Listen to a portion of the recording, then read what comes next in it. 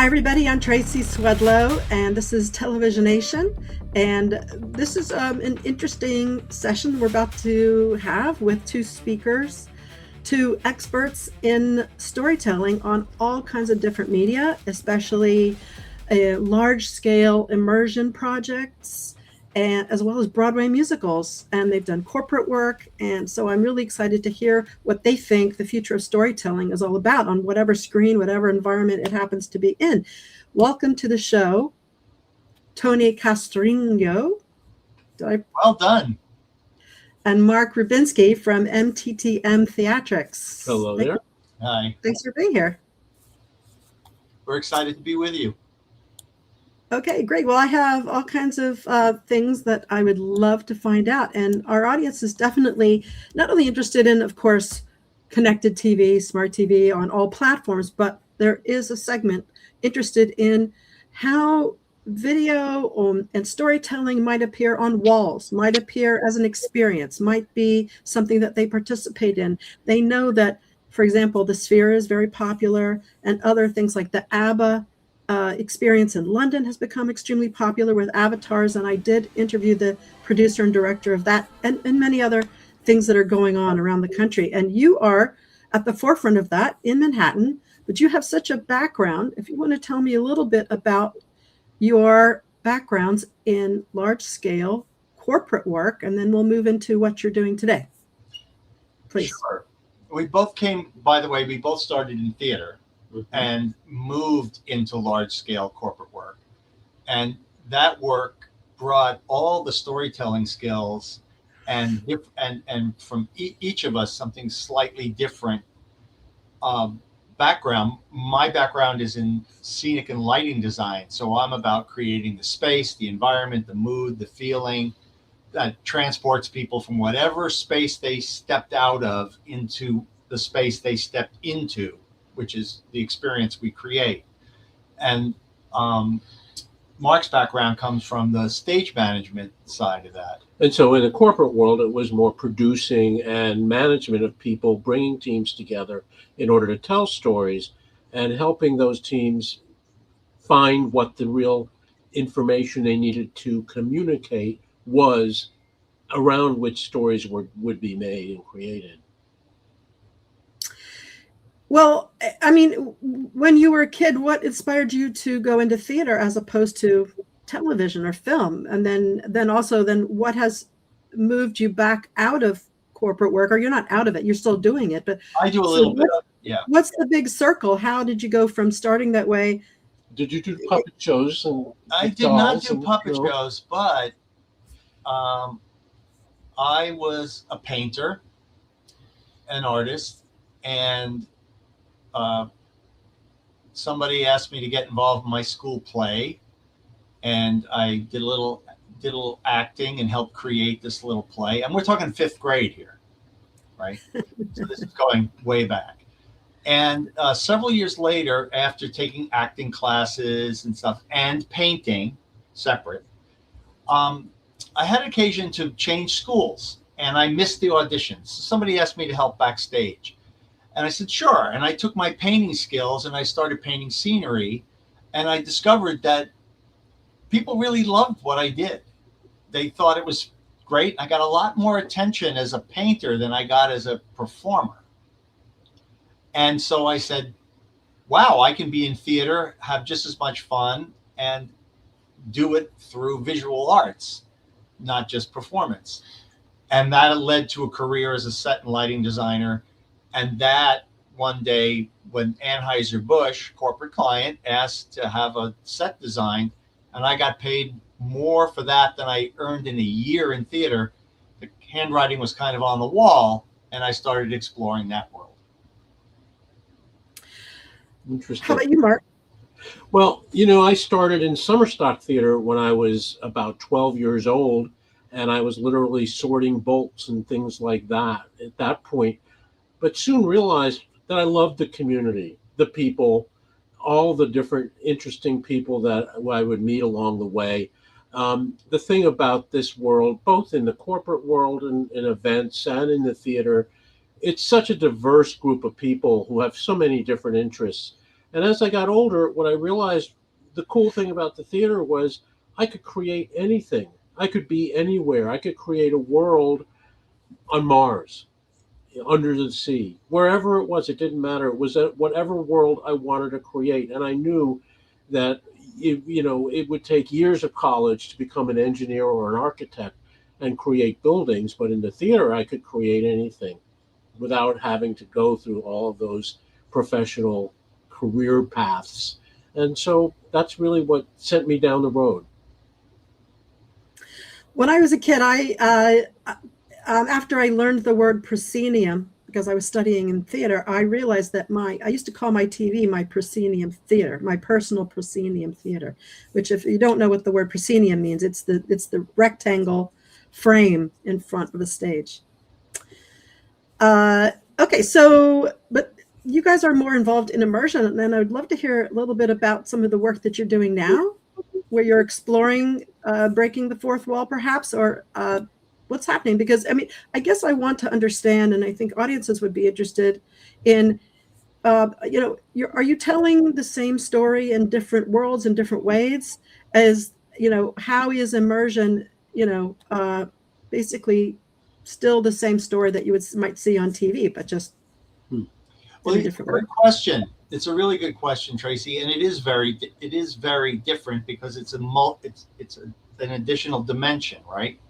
So we just did a project in New Orleans about New Orleans, set in a bar in New Orleans, and audiences were in love with our show before the first note of the musical, before the first word, because they came into a space that transported them to a new mindset.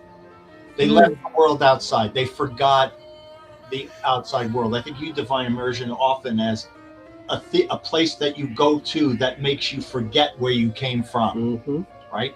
So it doesn't have to be physically immersed as much as emotionally and mentally immersed in what you're doing. But we created a show that was very specific to the site that it was taking place in.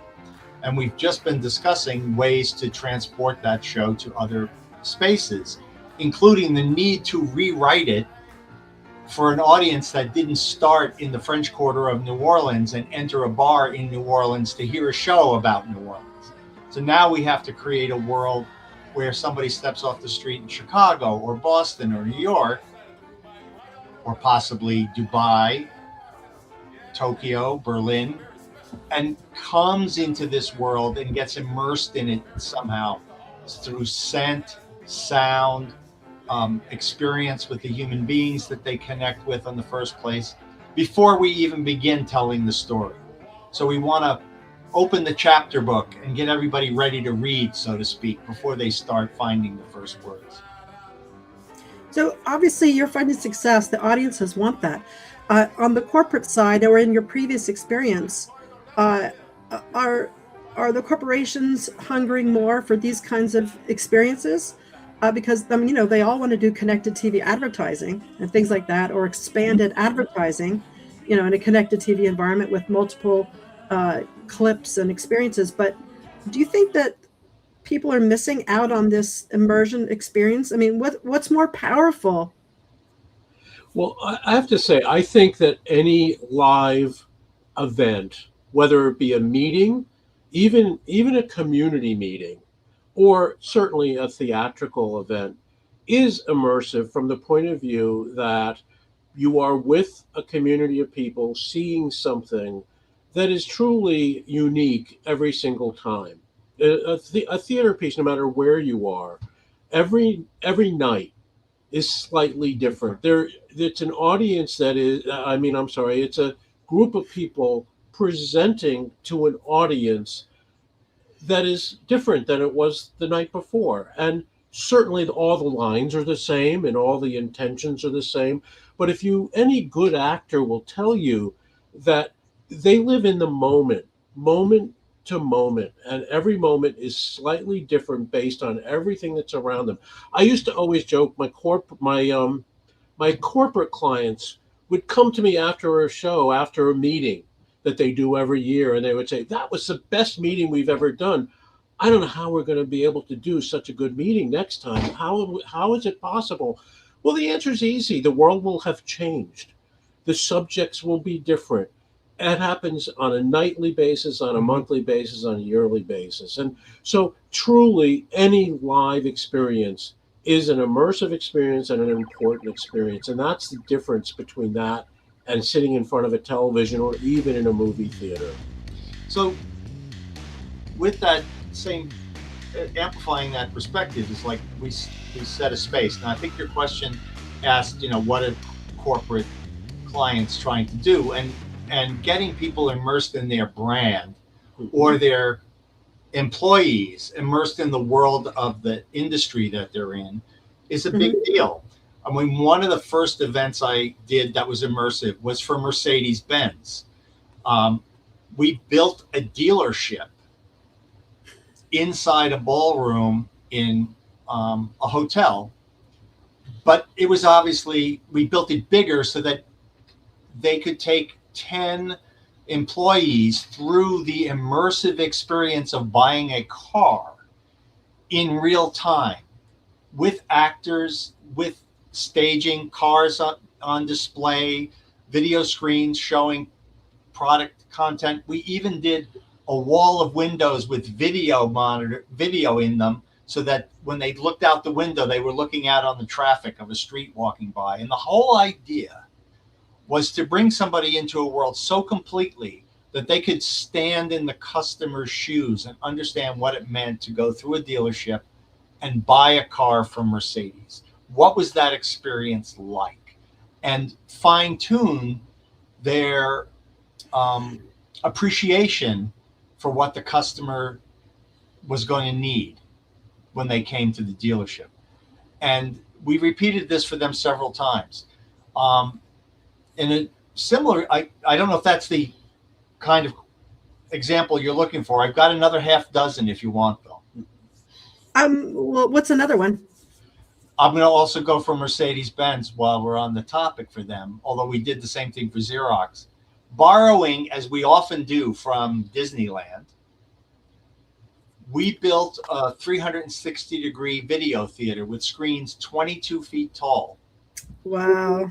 And brought the audience in. And at that time, this is the time, but tells you how old I am. This is the time before video projection. 9 35 millimeter projectors with sync film to do a 360-degree theater. You mean like at Walt Disney World? Like at Walt Disney World, to bring that audience into the next 100 years of Mercedes. So they went back in time and did a historical piece, cars driving neighborhoods, city streets, etc. And then at the moment where we were in real time, advanced to what the future of Mercedes was going to be, which was a magical world in 360 degrees. So I did something like that at Walt Disney World when I was a kid, but it was for China. It was in the China building. In the China building. And I've never forgotten it. For us. You what? That was the inspiration for us. Oh, yeah. And you had to hold on to the bars in front of you. I don't even... because you felt like you were traveling. And I feel like I've never forgotten that. It's an indelible memory. That's correct. It leaves a completely lasting impression on the people who experience it. So,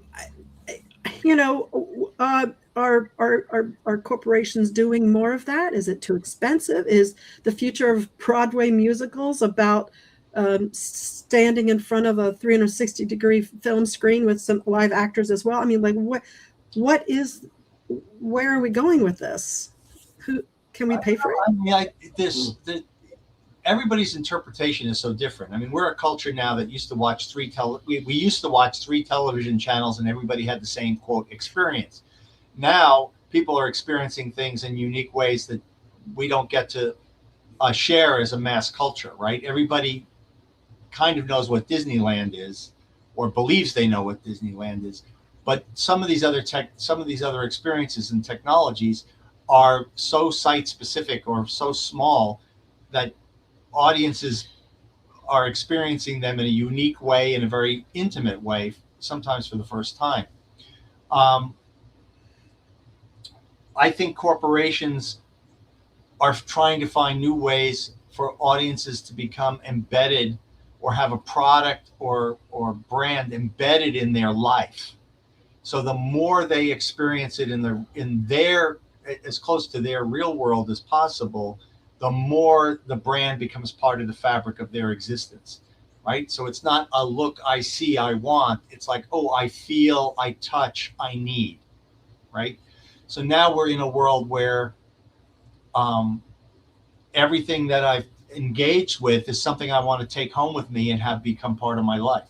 Yeah. And that is what we're seeing them trying to do. And another big difference with corporate events and meetings and so on is that really the biggest idea there is how do you motivate a group of people to believe in something that they're selling, believe in something that they're working with, a community of people that they're working with.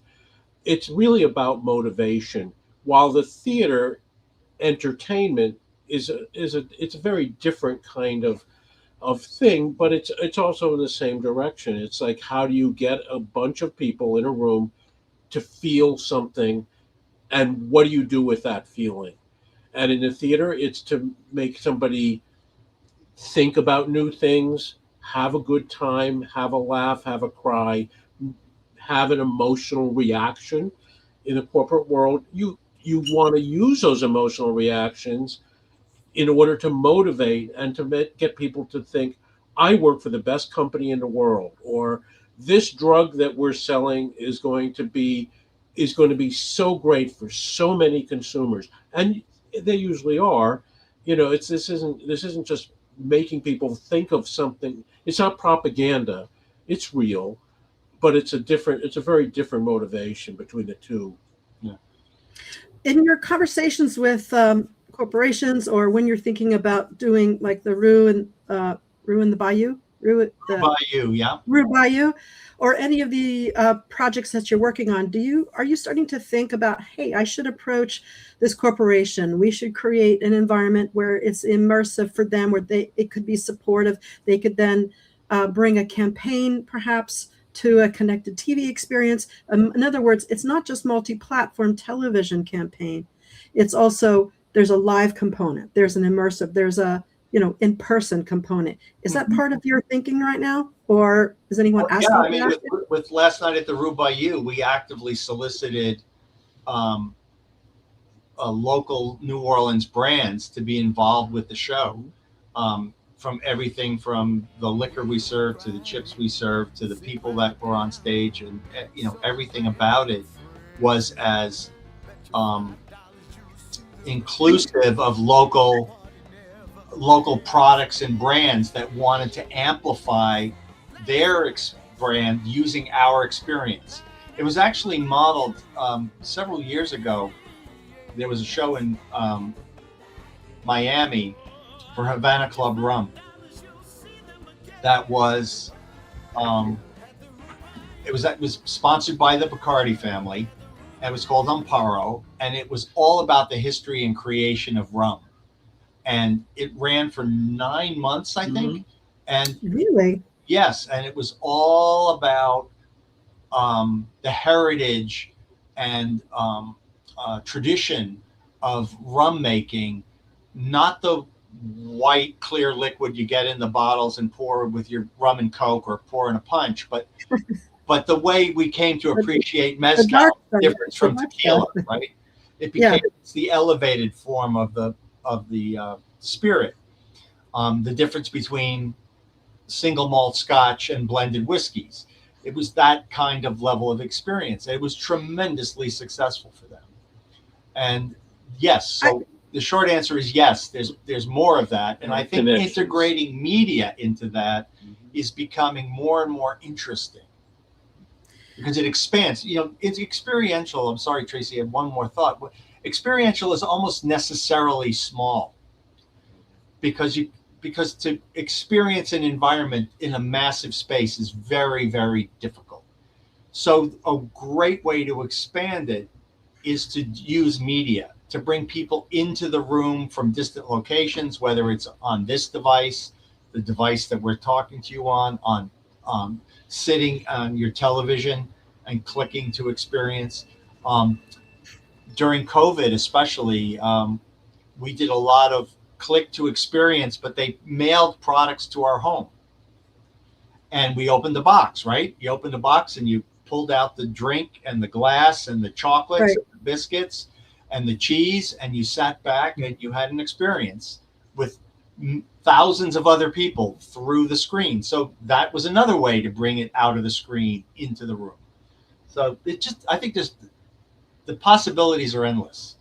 But you need storytelling at its heart. It's got to be, even if it's just feels unscripted, you still, as a storyteller, work like you do in gaming. You create a world and you build every possible permutation of that world that you can think of, so that when somebody walks in, wherever they turn, the world is believable to them.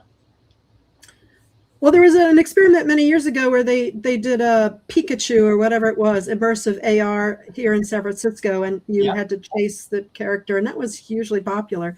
I'm sure it is going on. I just don't follow that game, so I don't know. But I do know also I saw another example of the history of the family of the Guinness family as a film or something. I want to say, who knows, HBO or Netflix. So, but I'm curious, do you think well, I think what you're saying is that it could work, that there's a story involved, but there's a brand you're trying to sell, and there's embedded advertising, but it starts perhaps on connected TV as a campaign to see your interest, and then there's a date where the show opens in New York, or it could even be all over the United States, but there's a destination, a moment where people can come together because they have seen a lot of stuff happening in a connected TV environment with embedded advertising, like is what you just mentioned, where the product is seen in the screen. And then when they go to the actual play or musical or whatever it is, there it is. They can smell it. They could potentially buy it in the store. I mean, is that a scenario that you think is a part of the future of storytelling? You think we should move in that direction? Well, I'm going to use the word could. Because it depends on, everything, like anything, the correct tool or the correct medium depends on your message or your objective, right? We get a lot of projects where they say, show me the latest, greatest, fun, cool thing you ever did. It's like, well, I can show you. It's not going to help you. Yeah. You can spend all your money, but it's not going to meet your objective. Sometimes something you've never seen before is going to meet your objective. And it is tailored to your outcome. A creative director friend of mine uses the phrase destination statement and journey, right? Where do I want the audience to be? And then on the journey map, where along that journey are they now? So if I need to move somebody from, I know nothing about your product, to, I'm curious about your product, or do I need to take somebody who's from, I thought about your product, but I don't know enough about to try it. And then you get somebody from, I've tried it, now I love it. How do you get them to be an evangelist for your product? So where on that journey are you taking them? What steps are you moving them on? And therefore, what do I need them to do?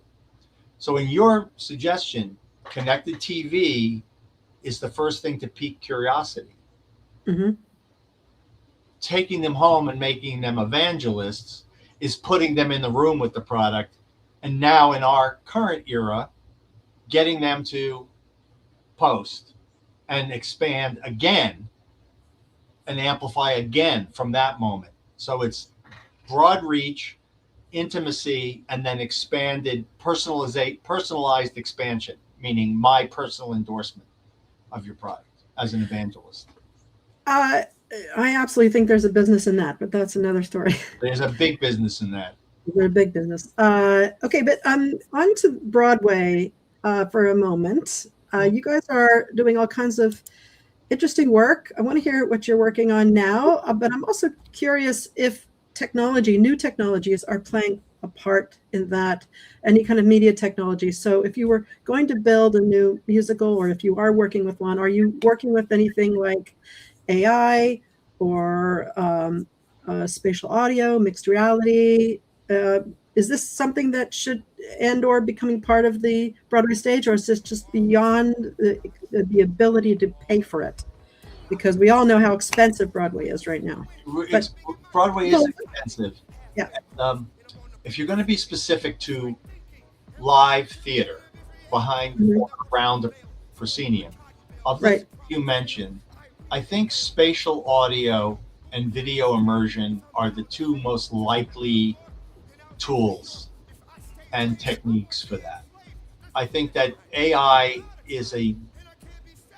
I think, demands a more one-on-one level of engagement, because you want, with AI, I believe, you want something you say, do, or input you create.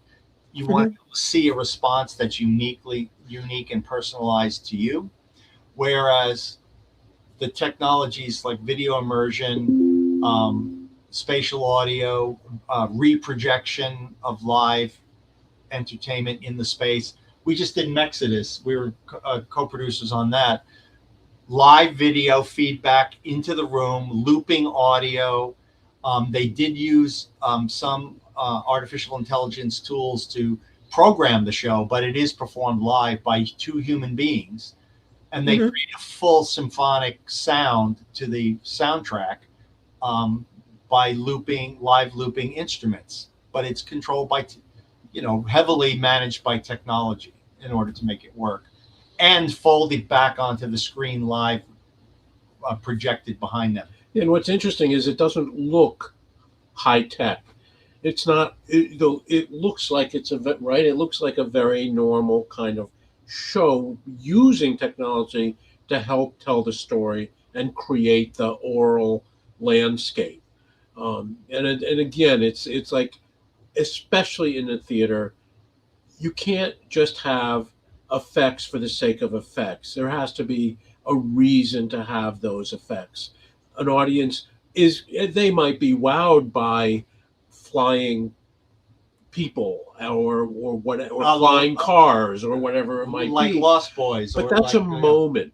That's just a moment. If the story isn't there and the emotions are not elicited, nobody cares. Right. Nobody cares, and nobody's going to buy a ticket. No, and they walk I out. do know that there was a lot of buzz about that show, something The Dog in the Nighttime, right? Which I saw, and there was a lot of Curious Incident of the Dog in the Night. Right. Which used a lot of media, spatial audio, special effects, lighting, etc. Really smartly. To try to get into the mind of somebody who was differently abled, right? They had emotional issues, and then, that's another use of technology fused with live, is how can you get into the mind or the mindset of somebody that you have no firsthand experience of. So in that case, it was the autistic child. I've done in trade show exhibits about schizophrenia and atypical personality disorder. And, we've put people in the mind of the patient through audio, spatial technique, unique video projection that allowed you to see illusion in front of reality, like augmented reality, but without glasses, without having to don technology, to just be in the room and see it, hear it, and feel like you're part of the story and in the mind of the in that case, and that's almost always an individual experience. Almost always, yeah. And that's very intimate. Which is great. It's a great experience and a great use of all that technology. It is not it doesn't work for big audiences. It's hard to scale up. Yeah, it's pretty hard to scale up. In the 90s, the ABBA, you mentioned ABBA in a call. That's a fascinating technology and another way to bring somebody into an experience. But it's much more effective as a mass market tool. If you want to reach somebody personally, you want to be in a room experiencing that as opposed to in a arena experiencing. But people are, yeah, just dancing and watching avatars, and it's so magical. Nobody knows how it, but they're making a lot of money. It's truly magical. It transports people to another place. So at that scale, it does. But but when they walk out of the room, they've experienced it, they remember it, but they're not going to become evangelists for ABBA. Our job in corporate, especially, is to get them to leave that room and be evangelists for what the product is. So. In the 90s, there were a lot of corporations that were funding a theater impresario who I worked for. I was a peon, and his name was George Coates. He's still around. Yes, he is. Oh, so you know George? You know, I don't know George? personally. I certainly know the name. Well, I worked for him. I was low level, but I was the assistant to the production manager. I was, a peon. But it was amazing because he used a hollow screen. He used film projection on the hollow screen. He had 3D glasses.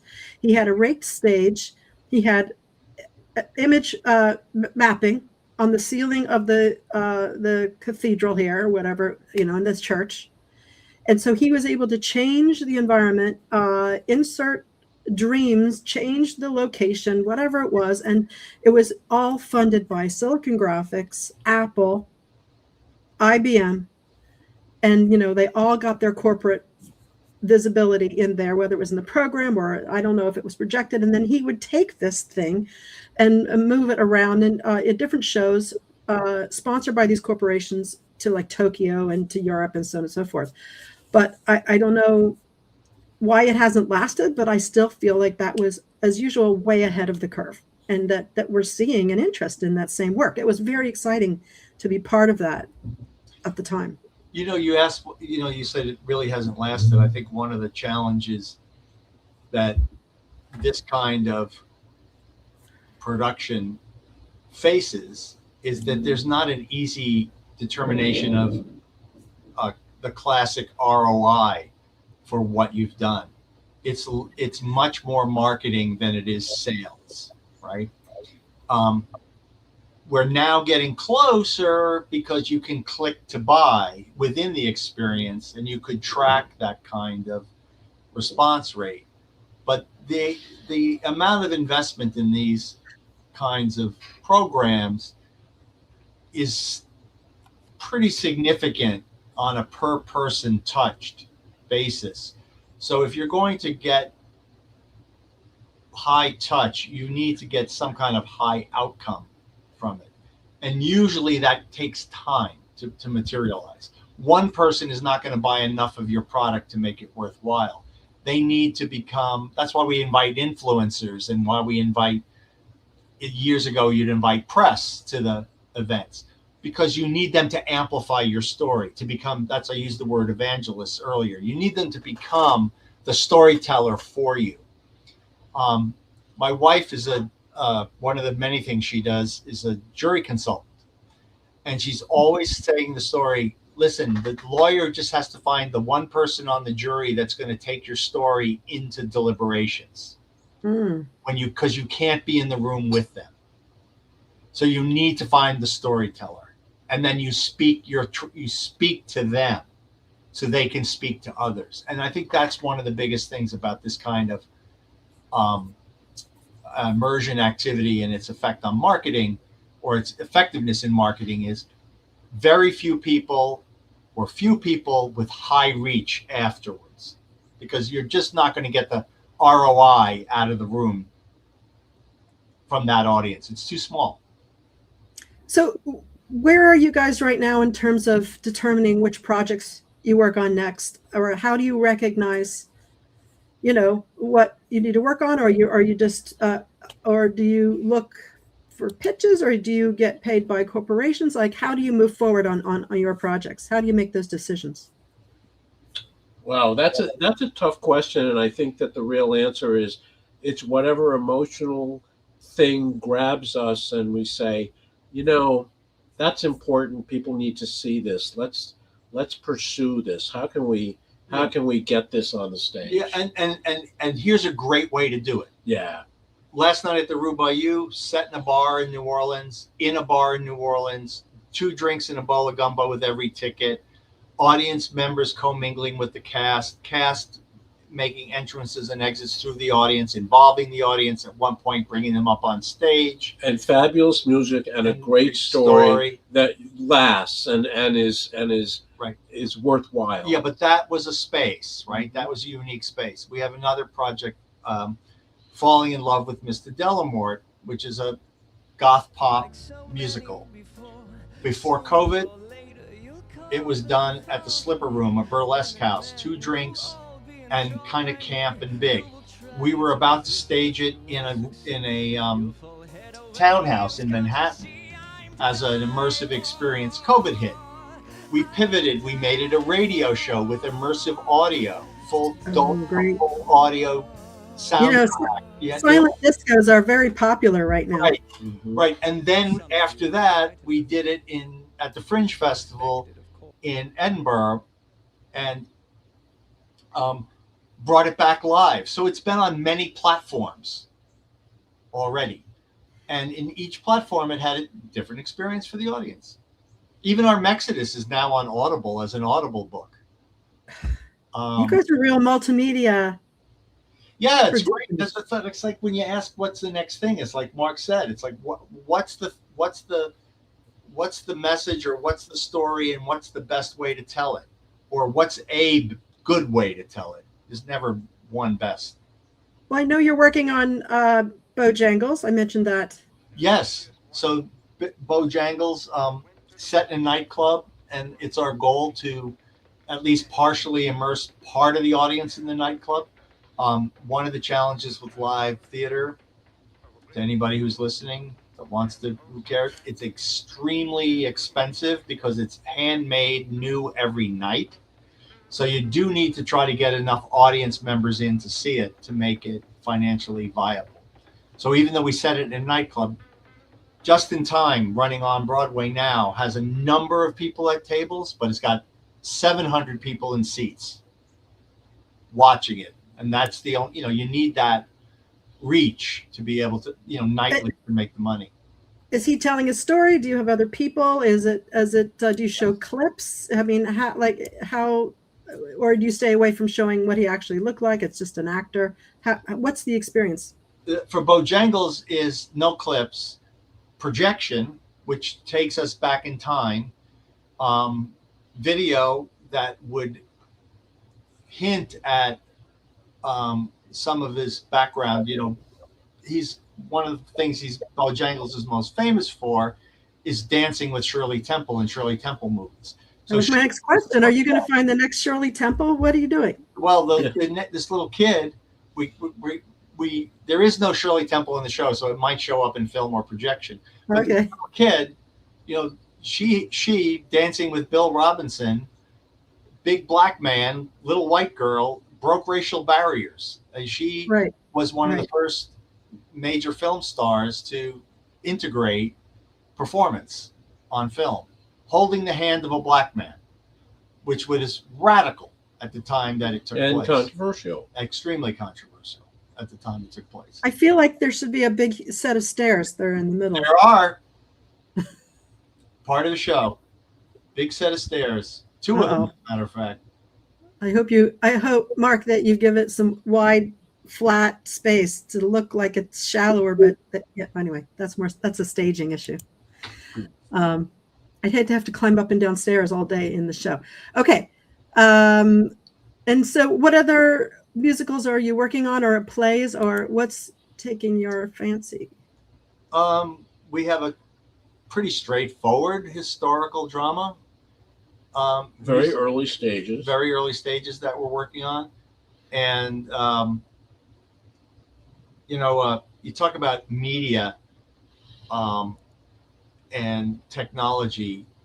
This is a story that takes place in the 1880s when the feedback loop from media and technology was you mail a letter, you wait several days, and maybe you get a letter back. But in this case, the author of these letters, Julia Sand, wrote the letters to Chester Arthur, President of the United States at the time, and then she would see his actions reflect the commentary that she put in the letter.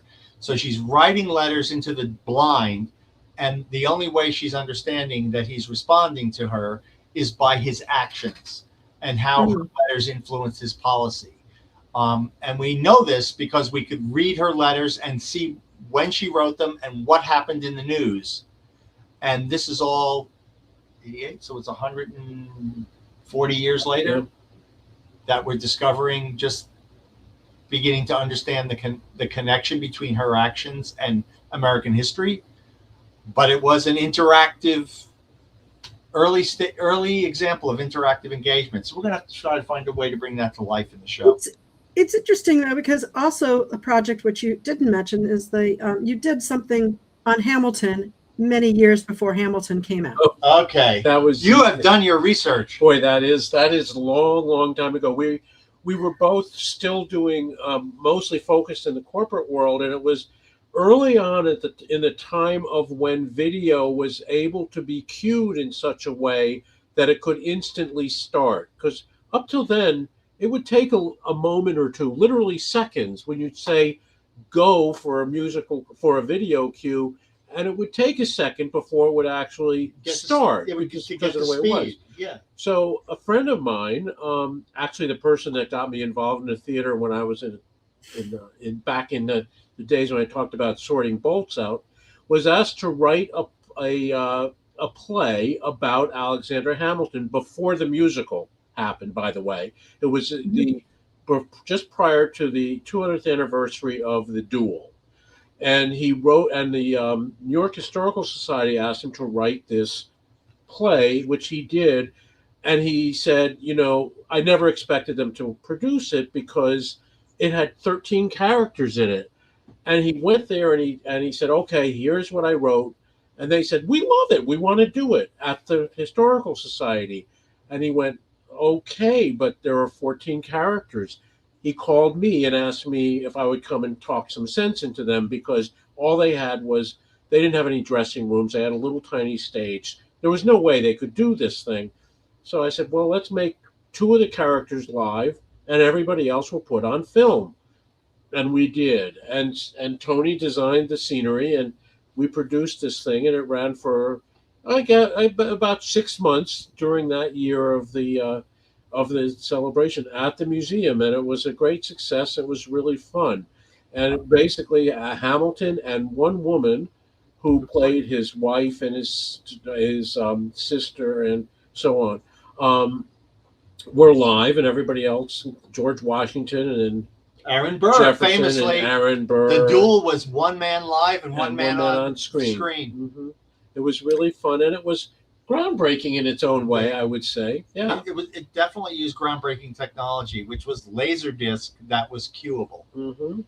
So you could start and stop and slow the video down so that it could work with the live actors, which is a big deal when it comes to integrating live and recorded media, is how to keep them, the energy, so that they're in sync, but the actor is not locked to the video track, so that the video or the media can ebb and flow the same way an actor does, and the way a live performance does. Interestingly, one of the biggest challenges of that was figuring out what scale the video projection should be in, so that the characters were not too much bigger than the ones on the screen, weren't too much bigger than the ones on the stage.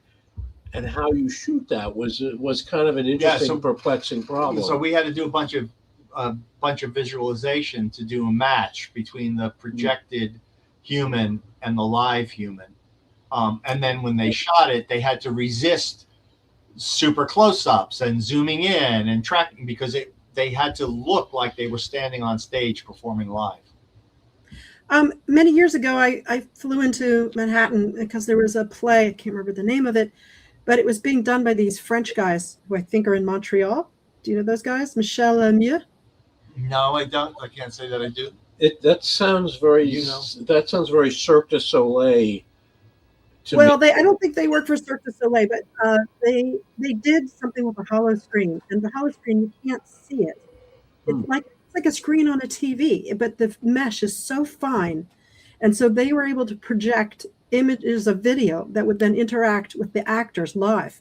Yeah, and change the size of the video images live dynamically. Yeah, there's a technique. I don't know if this is the same one that was referred to as Musion technology. Musion. One was done on mesh, which we adapted that technology for a Xerox project so that images and technology floated around the performers, some in front of the mesh, some behind. Yeah, and then the other one is a Musion film, which is half mirrored, where you do the show, perform behind it, but you also do the show on the floor in front of it, and the film project. Wait, is that a Pepper's Ghost? Yeah, it's like Ghost. That's exactly what but it it's is. done with a big sheet of reflective, 50% reflective mylar, and so you can really create the illusion of three-dimensional space or things appearing out of nowhere and dissolving into nowhere. Earlier, when I mentioned the work with pharmaceuticals, where we were getting in the mind of a schizophrenic patient, we used Pepper's Ghost to do it. I'm just wondering if the ABBA people are using Pepper Ghosts. It's kind of the same concept. I'm wondering. I'm not sure. Well, Well, I could keep going on, but I mean, I have more. But I do want to touch momentarily back on the history topic, because I feel like there's something going on here. And because you're pursuing historical musicals, I wanted to just point out a trend, which is the AI community, the generative AI community are wrapping their heads around recreating history. There's a big interest in that. Then we just saw the Odyssey come out. You guys are pursuing historical musicals. Hamilton is the only musical anybody ever mentions. There's something, and 1776 is about to come out soon. There's something in the zeitgeist. What's going on? Do you think that is this the direction that you're going in? That theater should be an immersive, participational, historical. I think there's a big gap, Tracy, in. I didn't finish that question, but that's okay. You knew where I was going. Did you not? I'm sorry. No. I was trying to articulate it eloquently, but I didn't. I think there's a big gap in the way Americans specifically have appreciated and learned history and its impact, both on the daily life, also its moral impact.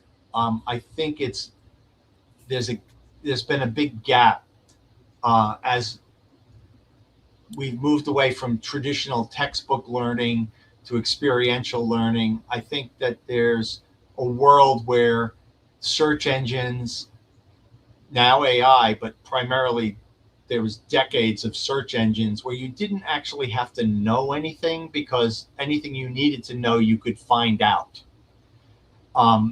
as opposed to the days when you needed to memorize or at least become very familiar with material in order to have it be part of the fabric of your moral decision making.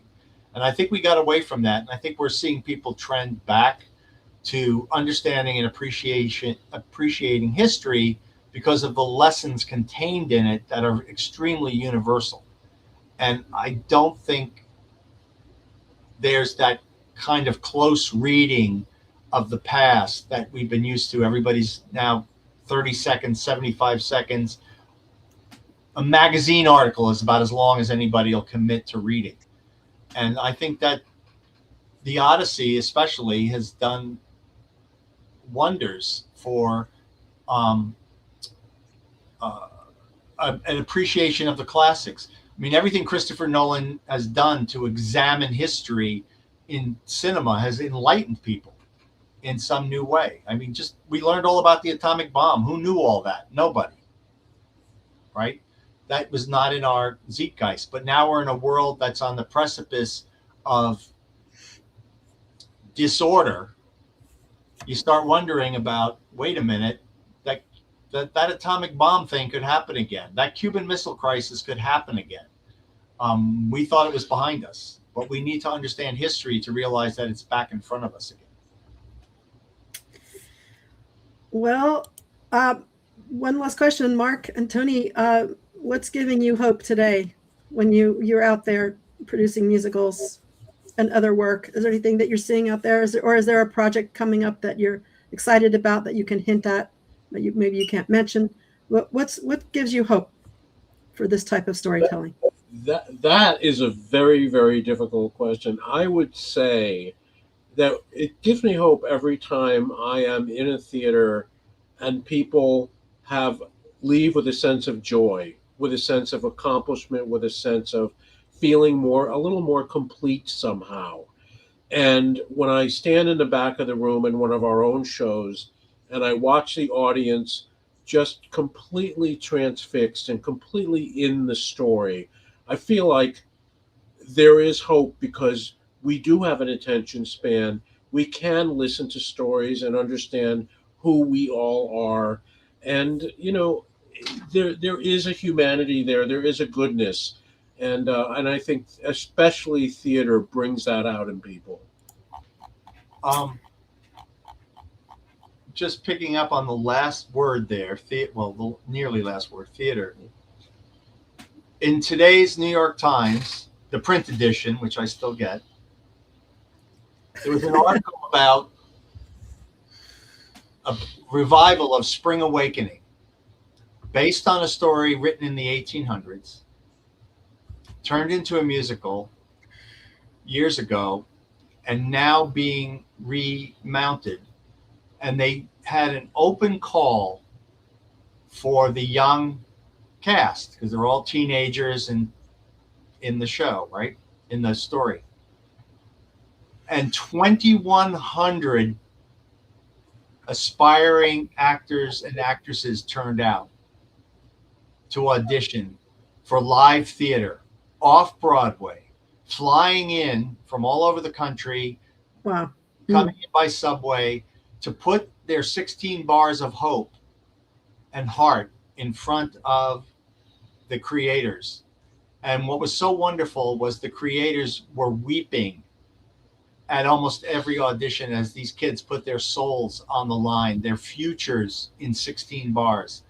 And it was quite a moving story. And, we think of teens and screens. They all showed up and sang. They showed up to do something live.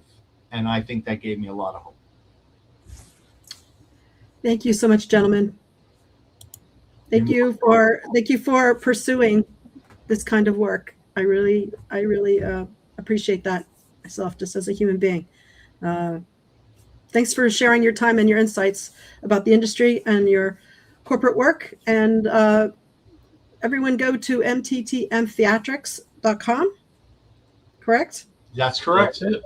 Check out what's coming up for them. Make sure you follow them on LinkedIn or other places, because they're doing the most interesting exploratory work out there, using all kinds of platforms to tell a good story. Tracy, it's been a pleasure. Thank you. Thank you. I'm Tracy Swedlow. This is Televisionation, and thank you. Take care.